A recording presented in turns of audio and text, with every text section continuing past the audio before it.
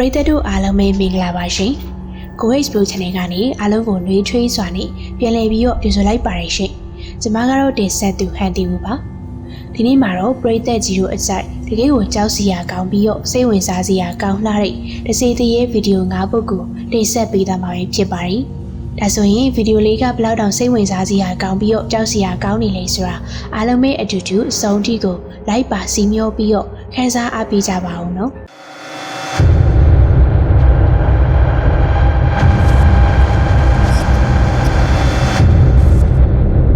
နံပါတ်1 just pulling your leg ဒီတစ်ပုဒ်ကတော့အင်တာနက်မှာပြန့်နှံ့နေရကြပြီးဖြစ်ပေမဲ့မူရင်းတင်ချတဲ့ source ကိုတော့တယောက်မှသိပုံမရပါဘူးအာရှတနေရာကအိမ်တအိမ်မှာကလေးတစ်ယောက်ဟာကျမ်းမြေပေါ်မှာတွားသွားနေရင်အခုလိုကြုံတွေ့ခဲ့ရတာပါကြည့်လိုက်ရအောင်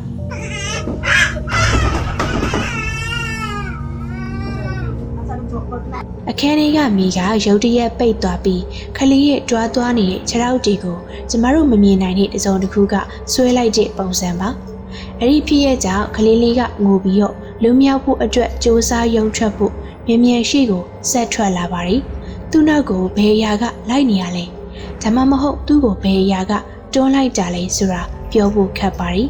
ဒီဗီဒီယိုကိုမူရင်းတင်ချတဲ့ source ကိုလည်းမသိရတဲ့အတွက်ဒီဖြစ်ရဖြစ်ပြီးနောက်ပိုင်းအဲ့ဒီကလေးလေးဘာဆက်ဖြစ်သွားလဲဆိုတာကိုတော့ကျမတို့ဘယ်တော့မှမသိရတော့ပါဘူးနံပါတ်2 crab walker အခုတစ်ပုဒ်ကတော့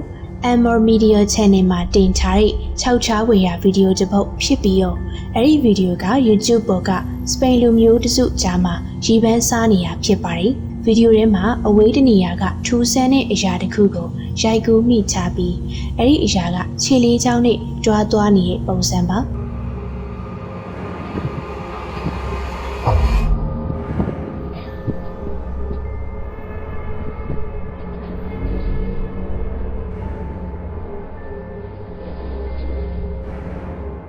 အဲ့ဒါဘာဖြစ်နိုင်လဲဆိုတာတော့ပြောဖို့ခက်ပေမဲ့နောက်ထပ်ကင်မရာတစ်လုံးကတော့အဲ့ဒီအရာကိုအခြားရှူထောင့်တစ်ခုကနေအခုလိုရိုက်ကူးမိချခဲ့ပါတယ်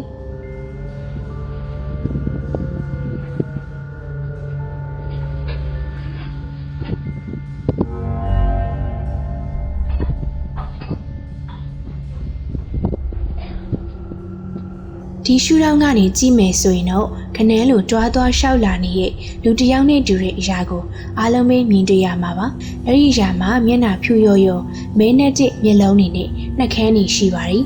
ဒါကကြောက်စရာကောင်းပြီးတော့နာမည်ကြီးအောင်လို့လူတစ်ယောက်ကအခုလိုပုံစံမျက်နှာကိုစေးတုပ်ပြီးခနန်းသွားနေရပဲဖြစ်မလားဒါမှမဟုတ်တကယ်တစီတရေဝင်ပူးခံချရတာလားသိချာမသိပေမဲ့ဒီလိုလူကြီးတိတ်တဲ့မနဲ့2နာရီလောက်ကြီးမှာအခုလိုမျိုးရှောက်သွားနေရဆိုတော့သူ့ပုံစံကြီးကနည်းနည်းလန့်ဖို့ကောင်းတာတော့အမှန်ပါပဲသူ့ကိုမြင်ရသူတိုင်းနည်းနည်းတော့အလန့်တကြားဖြစ်သွားမှတေချာတဲ့လောက်ပါပဲ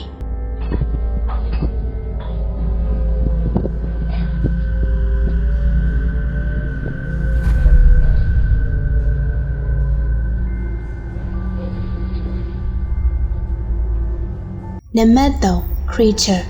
Pakistan Reddit user Fantan 881999ကတညညင်းတဲ့အချိန်သူ့အဖေရဲ့အလုပ်ခန့်အပြင်က CCTV ကင်မရာကနေထူးဆန်းတာကိုရိုက်ကူးမိချတယ်လို့ဆိုပါတယ်။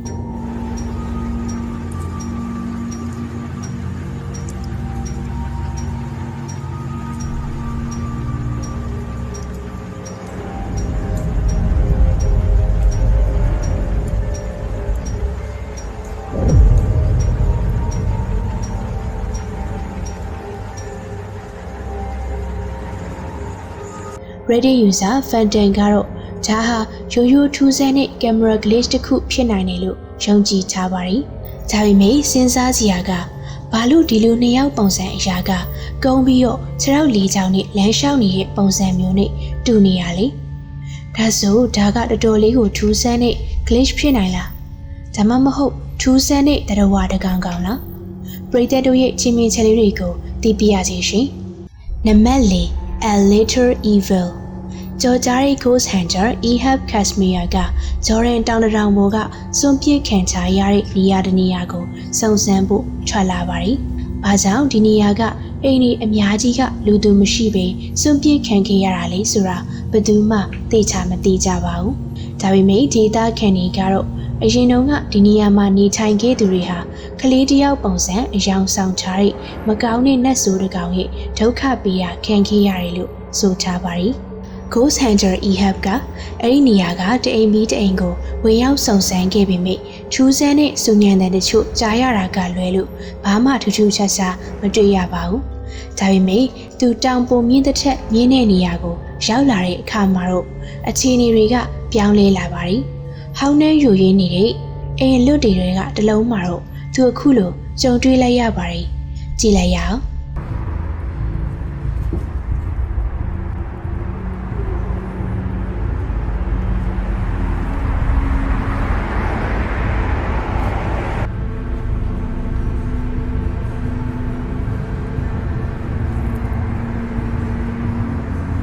بسم الله الرحمن الرحيم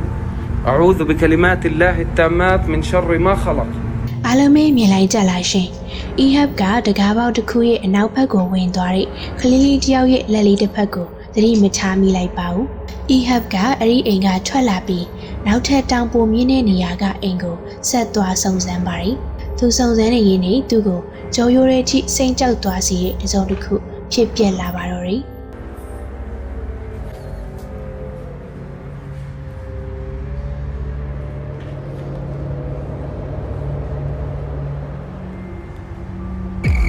بسم الله الرحمن الرحيم بسم الله الرحمن الرحيم بسم الله الرحمن الرحيم بسم الله الرحمن الرحيم بسم الله الرحمن الرحيم Ehab ကသူ့ရဲ့ဖုန်းကင်မရာကိုဆက်ဖီမုတ်ပြောင်းလိုက်တဲ့အခါ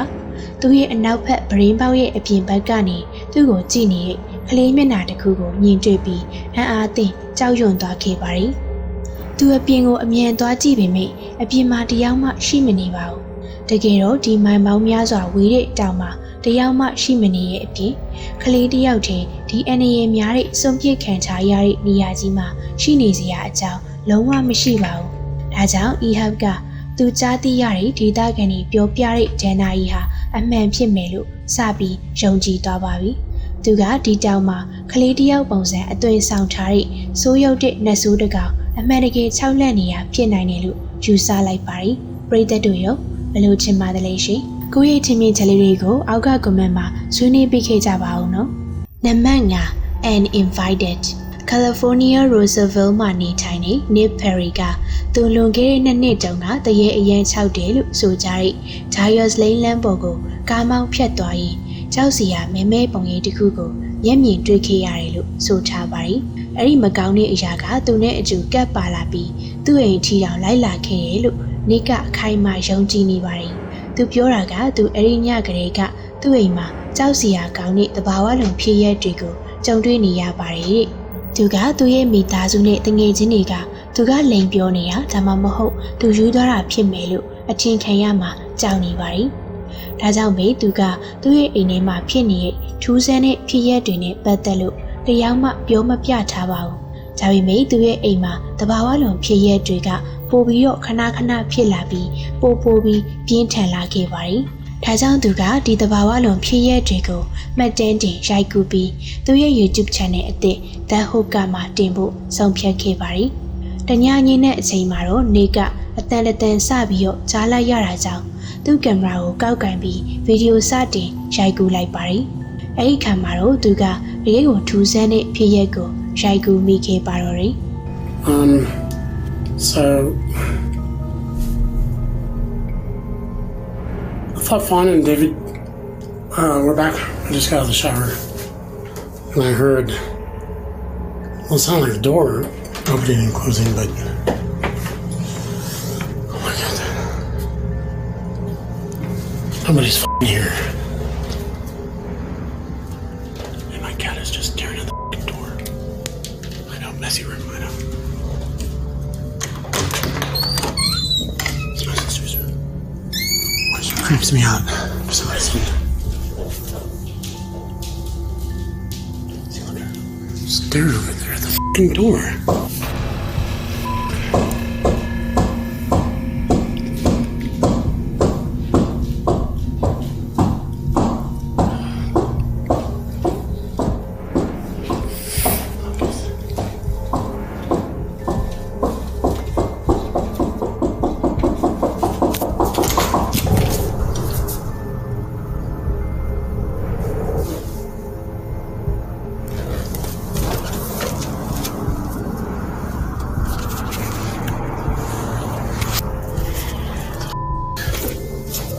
သိမကြခင်အချိန်မှာတော့သူ့အိမ်မှာဖြစ်နေတဲ့တဘာဝလွန်ဖြစ်ရဲတွေကပိုပြီးပြင်းထန်လာတဲ့အတွက်နေကပိုပြီးဟုတ်စိုးရိမ်ပူပန်လာပါတယ်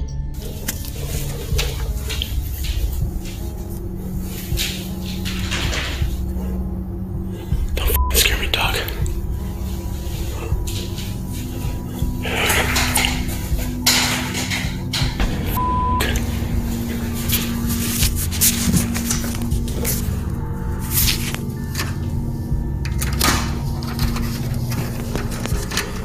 The man.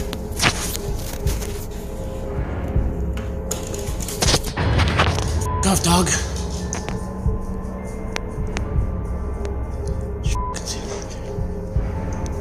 Why every time I'm fucking alone, dude? နေကသူကြုံတွေ့နေရတာတွေကြောင့်ခြောက်ခြားသွားခဲ့ရပါတယ်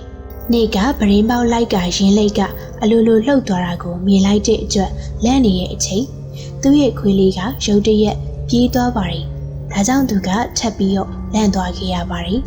နေကဒီထက်တောင်ပိုကြောက်စရာကောင်းတဲ့ဖြစ်ရက်တွေဖြစ်လာမယ်ဆိုတာကိုလုံးဝမသိခဲ့ပါဘူးတ냐တော့သူကသူ့ရဲ့ချစ်စရာအကြောင်းလေးကိုဗီဒီယိုရိုက်ကူးနေရင်တကယ်ကိုကြောချမ်းစရာကောင်းတဲ့တစ်စုံတစ်ခုကိုရိုက်ကူးမိခဲ့ပါတော့တယ်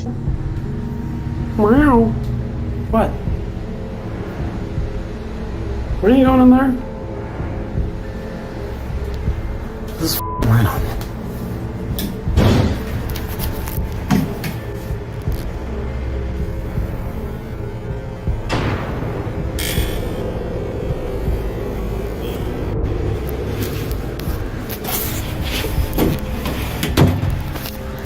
What was that, dude? နေကရေချိုးခမ်းမီးကိုပိတ်ပြီးတော့အခန်းထဲကပြန်ထွက်မိအချိန်ဒုံကနေအတန်ကြားလိုက်တဲ့အတွက်မီးပြန်ဖွင့်ပြီးကင်မရာကိုလှည့်လိုက်တဲ့အခါရေချိုးခမ်းထဲမှာအရွယ်အစားသေးငယ်တဲ့မဲမဲပုံရိပ်တစ်ခုရှိနေရကိုသူရိုက်ကူးမိချခဲ့ပါတယ်။ဒါပေမဲ့နေကတော့အဲ့ဒီအရာကိုတတိတောင်မထားမိခဲ့ပါဘူး။သူကသူ့ကင်မရာတွေကရိုက်ကူးထားတဲ့ဗီဒီယိုကိုပြန်စစ်ဆေးကြည့်တဲ့အခါကျမှတတိထားမိခဲ့တာပါ။အဲဒီနောက်တော့နေက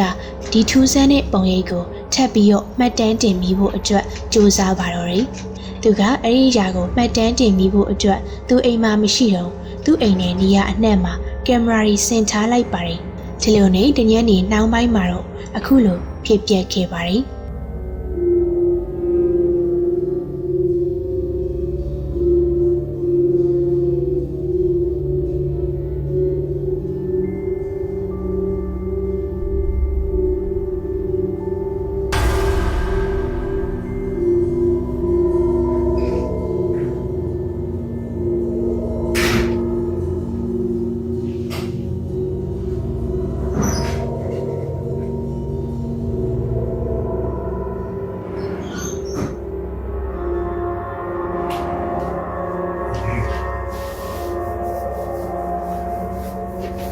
So we're fucking...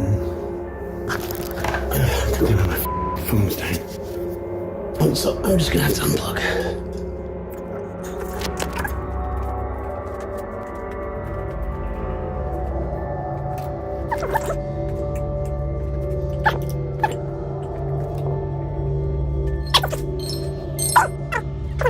နေရဲ့အိမ်မှာတယောက်မှရှိမနေခဲ့ပဲနဲ့တစုံတစ်ယောက်ဒါမှမဟုတ်တစုံတစ်ခုကအိမ်ခန်းထဲမှာလမ်းလျှောက်နေရကိုရိုက်ကူးမိထားတာပါ။ဒါဆိုရင်ဒီຢာကဘာများဖြစ်နိုင်မလဲ။နေကတော့ဒီမဲမဲပုံရိပ်ကသူလွန်ခဲ့တဲ့နှစ်များစွာအကြာတုန်းကဒါယာစလိန်လန်းပေါ်မှာမြင်တွေ့ခဲ့တဲ့အရာဖြစ်ပြီးအဲ့ဒီအရာကသူ့အိမ်ကြီးကိုလိုက်လာပြီးတော့အခုထိကိုခြောက်လန့်နေသေးတာဖြစ်မယ်လို့ယုံကြည်နေပါတယ်။ပရိသတ်တို့ရောသူရဲ့အိမ်မှာကြုံတွေ့နေရတာတွေကိုဘယ်လိုချင်ပါတယ်လဲရှင်။ကိုယ့်ရဲ့ထင်မြင်ချက်လေးတွေကို comment မှာပြောပြပေးခဲ့ကြပါဦးနော်။ပရိသတ်တို့အနေနဲ့နေကယ်ဆက်လက်အဖြေရှာစုံစမ်းမှုတွေကိုသူရဲ့ YouTube channel The Hoka မှာလည်းဝင်ရောက်ကြည့်ရှုနိုင်ပါတယ်ရှင်။ဒီနေ့ဗီဒီယိုကတော့ဒီလောက်ပါပဲရှင်။ဟုတ်ကဲ့ပါဒီနေ့ဗီဒီယိုလေးကိုအဆုံးထိတိုင်အောင်ကြည့်ရှုအားပေးခဲ့ကြတဲ့ချစ်ပရိသတ်တယောက်ချင်းစီတိုင်းနဲ့အမြဲမပြတ်ဗီဒီယိုတိုင်းကိုလက်မလွတ်တမ်းစောင့်မျှော်အားပေးကြတဲ့ချစ်ပရိသတ်တယောက်ချင်းစီတိုင်းကိုကျေးဇူးအထူးပဲတင်ရှိပါတယ်ရှင်။နောက်ရက်ဒီမှာဆိုရင်လေခုလိုမျိုးပဲ